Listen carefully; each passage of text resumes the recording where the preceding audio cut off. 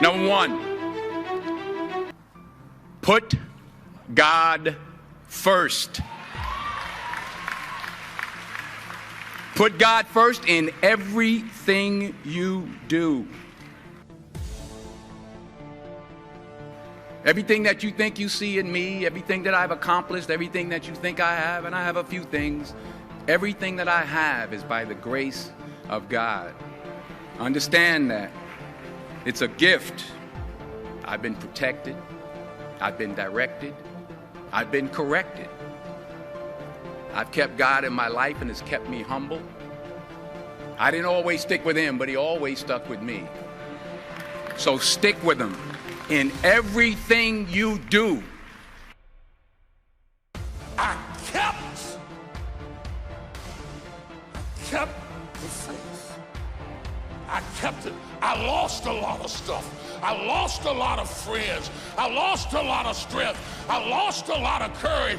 I lost a lot of time. I lost a lot of money. But I kept down on my knees. I was still believing. Broke, I was believing. Lonely, I was believing.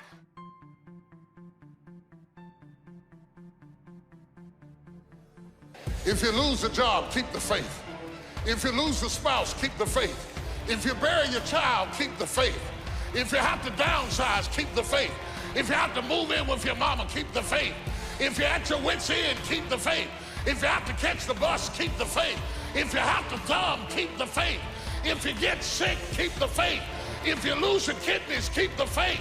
If you got heart trouble, keep the faith. You might not get a new heart, but you got to keep your faith.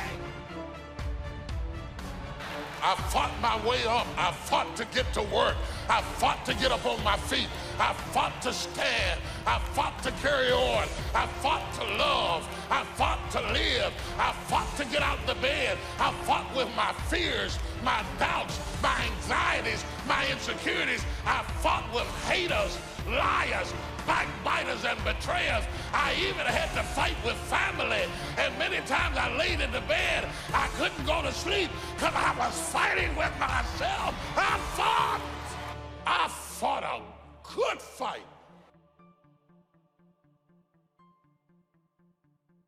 Ask yourself, how would the person I'd like to be do the things I'm about to do? See, I believe part of our responsibility in life is to find out who we are, to discover ourselves. First off, we need to respect our nature. We need to realize we are part of a continuing chain that carries a legacy and a responsibility. And if that's the case, then we need to recognize that we were not biological coincidences. I believe there's a creator, and I believe you were intentionally created for a myriad of purposes. There are many things we can do with our lives. And I think it's our job to find out what those things are and to do them as well as we possibly can so that we're passing along the right imprint for the next generation. And that's just simply my life philosophy. That's the way I look at it. So first, we need to respect our nature. Second, we need to know our nature. Take Aristotle's advice, know thyself. But know things about yourself that most people don't discover. For example, know how you're smart, not just how smart you are in comparison to others. In what ways are you smart? Know what you care about. What are the values that motivate your choices? Know what your personal velocity is, the intensity and drive with which you naturally operate. Know the background imprint, positive, neutral, or negative, that you carry with you and what effect it's had on you. Know your behavioral style, how you come across to other people. Know the patterns in your choices so that you're continually learning more and more about what it's like to be you so you can do an even better job of it. And then we need to apply our nature. We need to nurture our nature by expressing ourselves in the world. See, I never expected to be anything but ordinary. I was raised to be nice and ordinary. I expected I would grow up to be, like Dad worked for the phone company. I figured I'd go to work for the phone company, maybe work in an office. I figured I'd work till 65. I'd have 1.34 kids. I'd retire at 65, and then I'd die at the statistical average age for my gene pool. That's what I expected. until one day in 1972, on the radio in the next room to mine, I heard a voice that changed everything. I was working for the Little Rock Housing Authority, Little Rock, Arkansas, Urban Renewal Agency. I was a government clerk making $525 a month. I weighed 200 pounds. This is 148. I smoked 2 packs of cigarettes a day. I had never set a goal in my life. I didn't have a college degree and no money in the bank. I was newly married with a new baby at home, and I didn't expect much from life. And in the next room, I heard the voice of Earl Nightingale, known at the time as the Dean of Personal Motivation. He was on 900 radio stations around the world, and what he said that day will forever resonate with me. He said, if you will spend 1 extra hour each day studying your chosen field, you'll be a national expert in that field in 5 years or less. That hit me like a tornado. It rearranged everything in my life. I started doing the math. An hour extra a day, so let's say 5 days a week, 50 weeks a year, that's 1,250 hours over 5 years. If I spent, me, just ordinary me, 1,250 hours studying one subject, wow, yeah, I could actually be a national expert. What do I want to be an expert at? Well, it's not urban renewal. And then it occurred to me a few weeks later, I want to do what the guy on the radio's doing, but I had no idea what that was. I just knew it felt right to get into the field of human development. And I thought, well, let's see, an hour a day. I'm a government clerk. I've got 8 hours a day. I could do this by Thursday. And then I started thinking about what he had said, and I took him seriously, an hour a day. I focused, well, I thought I was kind of behind the game, so I needed 2 hours and 3 and 4 and 5. So I overcompensated, and I became fanatical about the field of human development. And in that 5-year period, I went from being a government clerk with very little aspiration to being a full-time speaker and trainer. In 2 years, that was 1972. In 1974, I started buying Earl Nightingale's training materials and selling them to businesses. By 1984, his company was selling my training materials worldwide. They sold $3.5 million worth of one of my first audio albums in the first 2 years it was out. I was blown away. His formula works, and I've seen it work for hundreds and even thousands of people in the many, many years since that time that I've been sharing that message. You and I were born with the gift to make this a better place. Even if we didn't improve, we could make the world better right now. We could encourage people, compliment people. We could solve problems. We could pick up trash. We could fix things. We could bring new ideas. But as you grow, you become a bigger source for the rest of life to express itself through you. You were put here for a reason. It's contained in that acorn. So nurture your nature. Figure out, first off, I am valuable. Accept that. I want to know who I am, and I want to know how I operate and how can I understand me better. And then I want to nurture that nature. I want to apply myself in the world and put myself to work in such ways that the rest of the world says, well, that's cool. If he or she can do it, I could probably do it. I wonder how they did it. And then we start spreading that, and the ripple goes worldwide.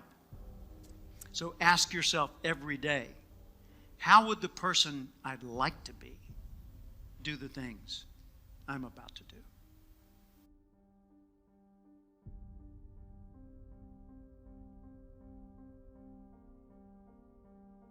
Part of the reason why we have to continue to work on ourselves and surround ourselves with quality people is because you're going to have a lot of failures. You're going to have a lot of disappointments. Maya Angelou said, and it's true, I found it in my case, that most people go so far in life and then they park. They stop dead in their tracks. Why? Because they take some hits. When you have a goal and dream, think it not strange that you face the fiery furnaces of this world. You will have tribulations. Things are going to happen to you. I was in pursuit of my dream, and all of a sudden, boom, I got hit. A person that I thought I would be with for the rest of my life, I thought was my soulmate. I went through a divorce. I was embarrassed. I was humiliated. How can I teach people how to live their dreams? And I wasn't able to make my marriage work. I questioned myself. I took another hit. My mother was diagnosed with breast cancer. Then I was diagnosed with prostate cancer. Then my best friend from the second grade, Alexander Wims, he was diagnosed with cancer of the liver. I took a hit, and life staggered me, and I parked. And I didn't turn on my emergency lights because I didn't want to call attention to myself. I didn't want anybody coming and say, hey, do you need a jump? No, I don't need a jump. I'm not out of gas. My battery is not dead. My heart is beating. I'm parked. Leave me be. I'm parked. I was in my comfort zone. I was doing just enough to get by. I was working on a job. They paid me just enough to keep me from quitting, and I worked just hard enough to keep from getting fired. How many know people like that? Blink your eyes if you understand what I'm talking about. I was parked. I knew I could do more. But when my mama died, it took something out of me. When I went through a divorce, it took something out of me. When my best friend died, it took something out of me. I parked. And somebody said that life is like an onion. You have to peel it one layer at a time. And sometimes you cry. Life's going to happen to you when you have a dream. You're going to get slapped around. And don't take it personal. Don't ask, why did this have to happen to me? Why not you? Who would you suggest? You want to give us some names, some email addresses? And don't tell everybody. 80% don't care, and 20% glad it's you. It's called life. Suck it up and move on. Get over it.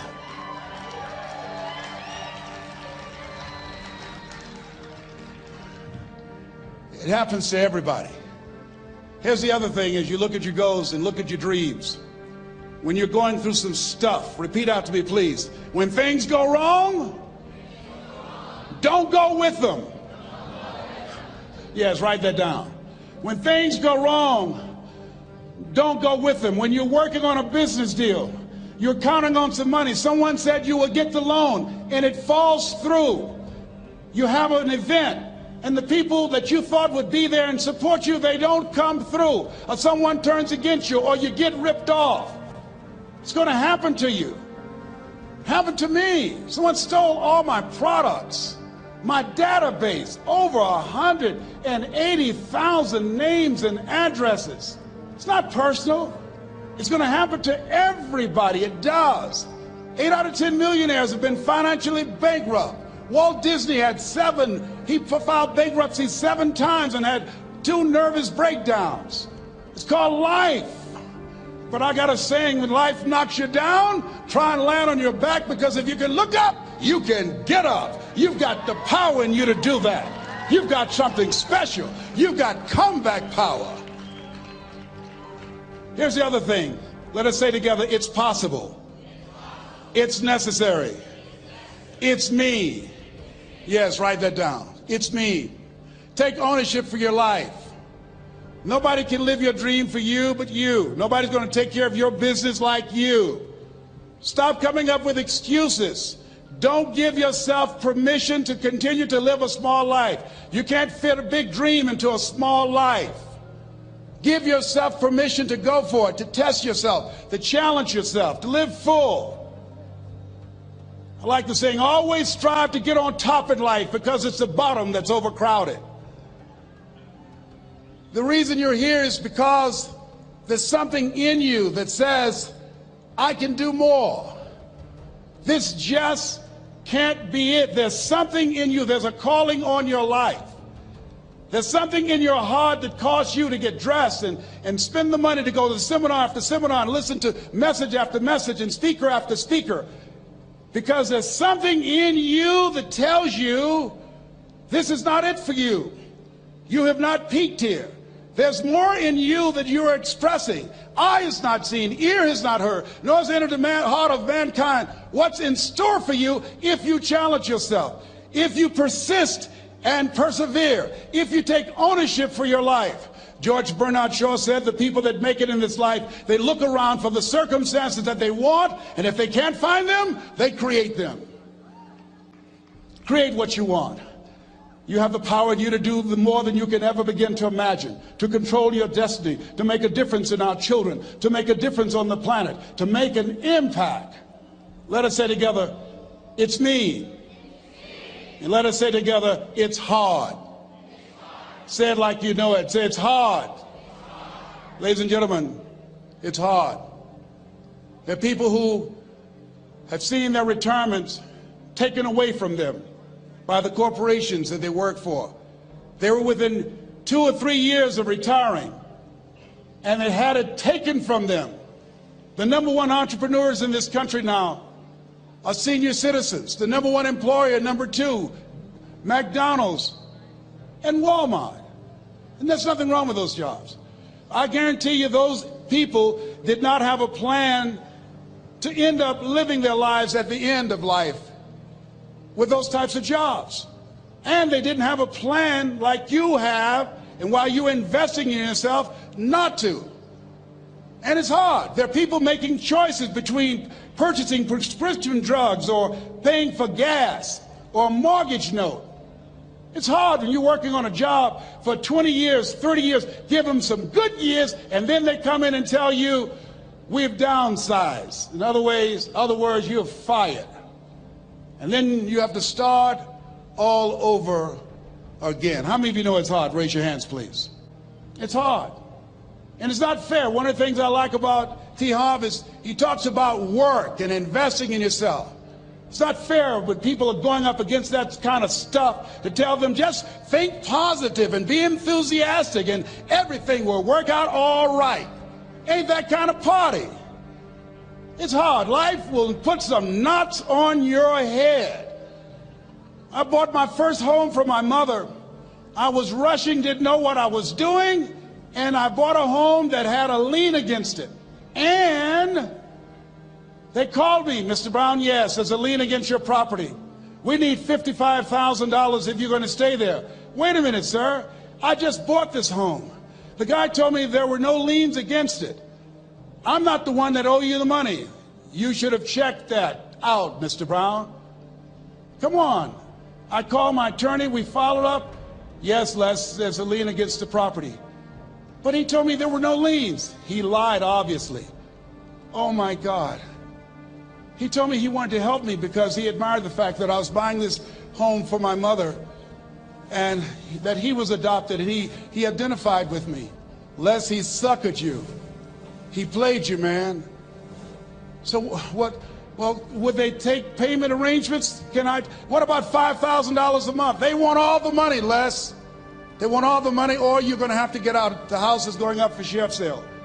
Do you have it? No, I don't have them. Can they give me some time? Tell them to give me 3 months, please. Give me 3 months. My mother's in her 70s, man. She has a bad heart. Don't do this to me. This is my dream. Don't do this, man. Please, let me talk to them. Les, I'm talking to their attorney. They don't want to talk to you. I've got to talk to the attorneys. Do you have the money? No. Will they give me 3 months? No. What about 2 months? No, Les. They want the money in 7 days. Oh, my God. Let me call you back. I'm not sure. And I walked the floors thinking, God, how could this happen to me? I got to figure this out, huh? I got to figure this out. It seemed like the days are just ticking off. Thursday, I had to call them and let them know. They called me, Les, do you have the money? No, I don't. Friday, you have to leave. The sheriff will be there.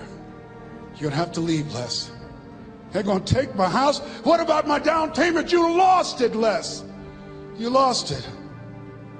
Okay. I got to go. Yes.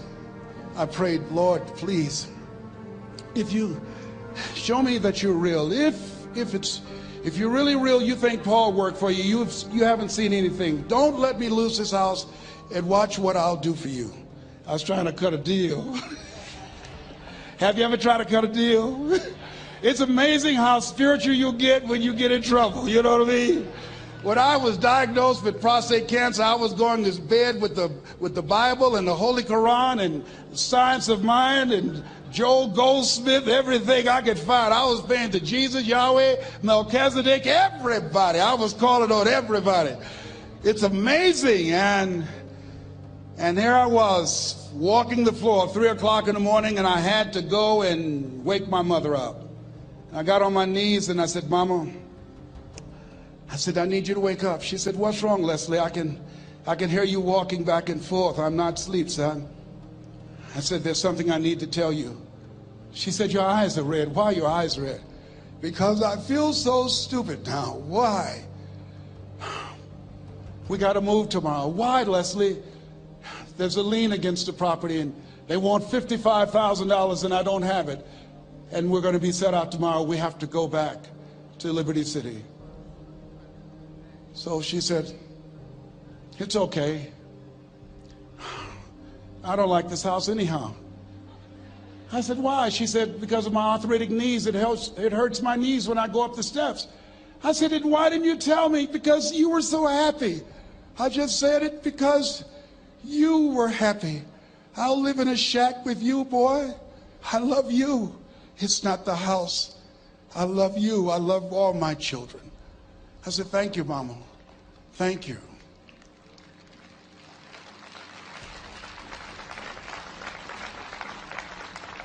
And the next day when we were in the truck going back to Liberty City and we pulled down 68th Terrace, the neighbors came out and said, wow, Mamie, y'all coming back? Are you back? Yes. What happened to the home your boy bought for you? Those boys you adopted. Leslie didn't do a title search. He made a mistake. And boy, I was so humiliated. How many ever made a mistake that you were just humiliated? Raise your hands. I was devastated. I was taking the furniture off the truck, and my mother came, and I was crying. And she said, boy, I said, yes, ma'am. She said, hold your head up. I said, Mama, I can't. She said, hold your head up. I said, why? Look what I've done. She said, it's okay. It's okay. You are going to make a lot of mistakes in life, young man. You're going to fail your way to success. You have nothing to be ashamed of. Keep your head up and take that furniture back in the house. I said, yes, ma'am. And I learned something from that. If you ever go through something, hold your head up. If you ever make a mistake, hold your head up. If you ever do something that everything goes wrong, life catch you on the blind side, hold your head up. It's not over. Goethe said, that which does not kill you will make you stronger. Hold your head up. Shake someone's hand on your right and left and say, hold your head up.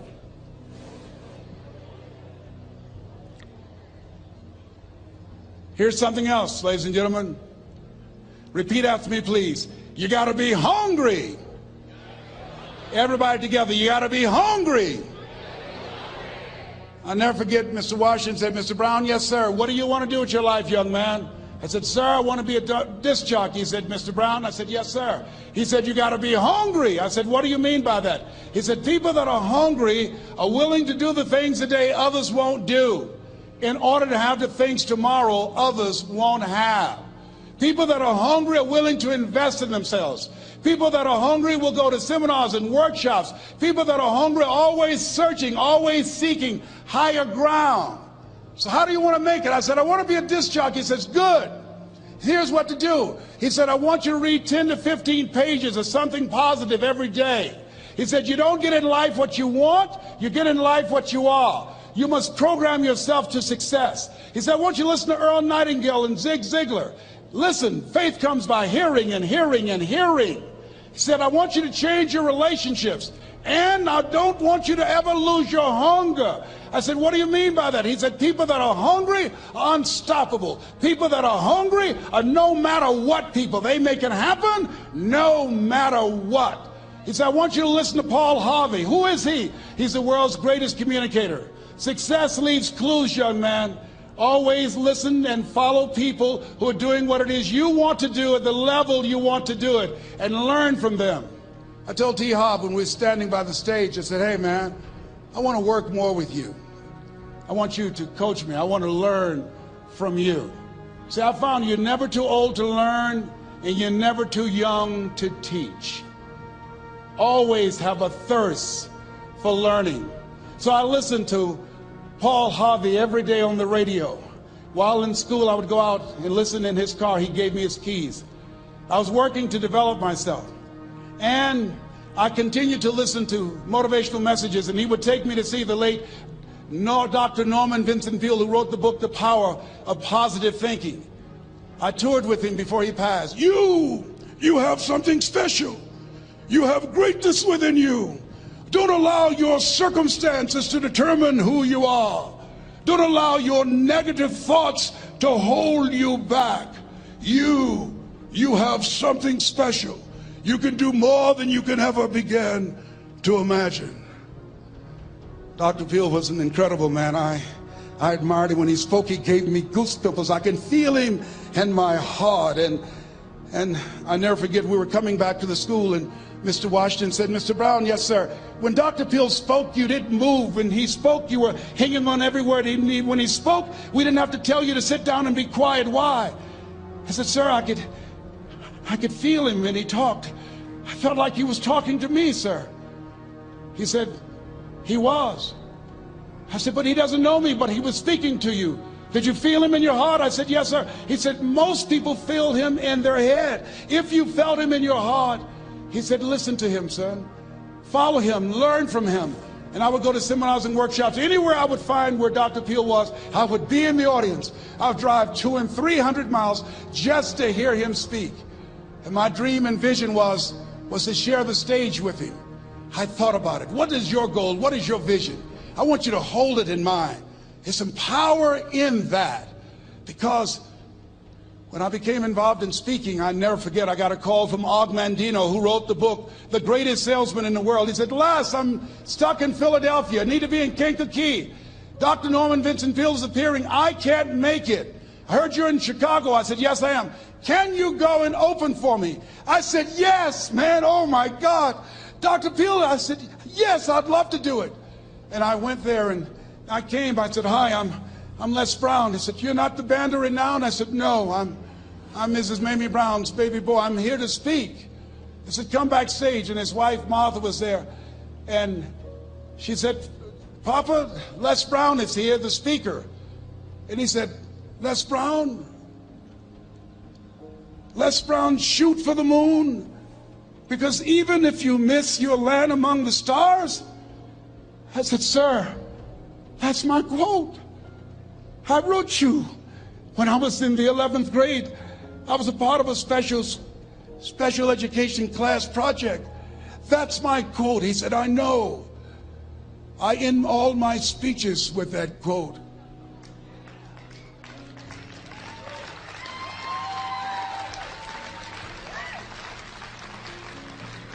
And Dr. Peale had a great sense of humor. A young man was backstage, and I had so many questions to ask him, and my mind froze up, and the young guy said, Dr. Peale, how old are you? And he was up in age. He said, Sonny, I'm 92. The young man looked at him and said, I don't know if I want to live to get 92. He said, that's because you've never been 91. So I did the things that Mr. Washington suggested. I listened to motivational tapes on a regular basis. I would go to seminars and workshops whenever Zig Ziglar and Dr. Dennis Wigley and Jim Rohn would come to town. And I said, sir, what do you want me to do now? He said, Mr. Brown, I've given you everything that I can give you. He said, develop your mind, put your money where your mouth is, continue to learn how to be an effective communicator, because once you open your mouth, you tell the world who you are. And always surround yourself with OQP, only quality people.